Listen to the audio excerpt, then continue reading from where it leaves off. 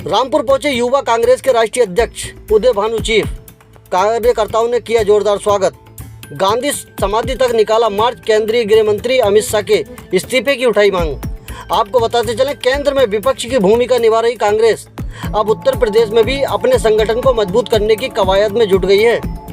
इसी कड़ी में युवा कांग्रेस के राष्ट्रीय अध्यक्ष उदय भानु चीफ आज रामपुर पहुंचे, जहां कांग्रेस कार्यकर्ताओं ने उनका फूल मालाएं पहनाकर जोरदार स्वागत किया। इसके बाद कांग्रेस ने गांधी समाधि तक मार्च निकालकर केंद्र सरकार के खिलाफ प्रदर्शन किया और केंद्रीय गृह मंत्री अमित शाह के इस्तीफे की मांग भी उठाई। रामपुर पहुंचे युवा कांग्रेस राष्ट्रीय अध्यक्ष उदय भानु चीफ का कांग्रेसकर्ताओं ने गर्मजोशी के साथ स्वागत किया। नारेबाजी के बीच कार्यकर्ताओं में अच्छा खासा उत्साह देखने को मिला। स्वागत कार्यक्रम के बाद उन्होंने पार्टी अधिकारियों और कार्यकर्ताओं के साथ बैठक कर संगठन को मजबूत करने और युवाओं को कांग्रेस से जोड़ने पर चर्चा की।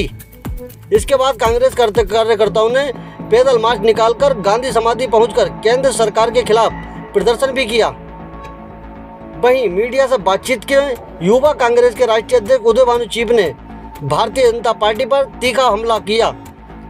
उन्होंने आरोप लगाया कि केंद्र सरकार लोकतांत्रिक संस्थाओं को कमजोर कर रही है और युवाओं, किसानों तथा आम जनता के मुद्दों की अनदेखी कर रही है। उन्होंने कहा कि कांग्रेस जनता की आवाज़ को सड़क से लेकर सदन तक मजबूती से उठाती रही है।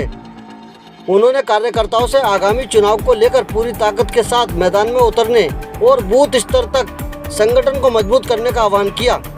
कांग्रेस नेताओं का कहना है कि प्रदेश में पार्टी लगातार जनसंपर्क अभियान चलाएगी और जनता से जुड़े मुद्दों को लेकर संघर्ष जारी रखेगी।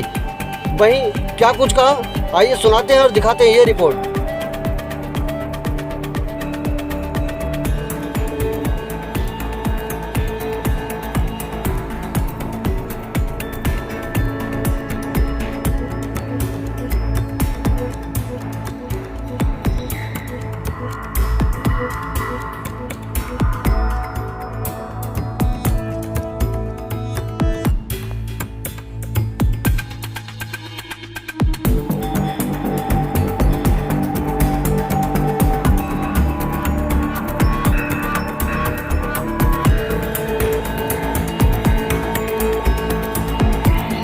ये बताइए, आज आप लोग रामपुर पहुंचे हैं और सैकड़ों आपके साथ युवा नजर आ रहे हैं, क्या कुछ उद्देश्य का पहुंचे? आज यूथ कांग्रेस के साथ ही देश के युवा रामपुर में सड़कों में थे।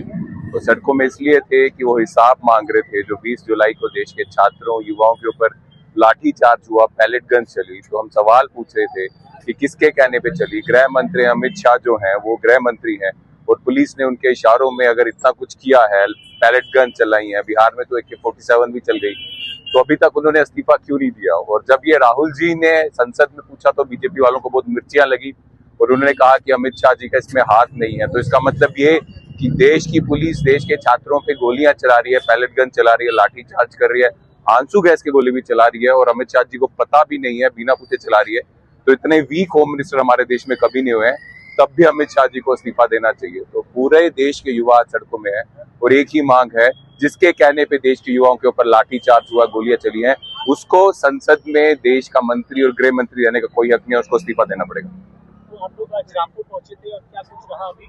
हमने मार्च किया था, मार्च कर रहे थे, मार्च में फिर साथ में पुलिस के साथ हमारा एनकाउंटर हुआ, मुठभेड़ हुआ, उसमें थोड़ा धक्का मुक्की भी हुआ, लेकिन सभी साथियों ने पीसफुल तरीके से जो है वो मार्च किया। और मार्च के बाद जो है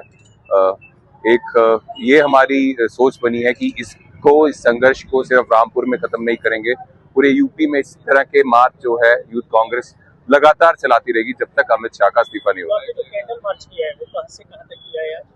हमने जो गांधी जी का स्थल है वहां से लेके हम जाना चाहते थे, अंबेडकर जी की जहाँ मूर्ति है वहां तक जाना चाहते थे। पुलिस ने काफी पुलिस फोर्स ने हमें यहाँ बैरिकेड्स लगाए और रोकने की कोशिश की, इसलिए यहाँ तक हम गए। ज्ञापन दिया है आप लोगों ने? ज्ञापन एक ही है और वो राहुल जी ने संसद में पहले ही बोल दिया अमित शाह का इस्तीफा चाहिए।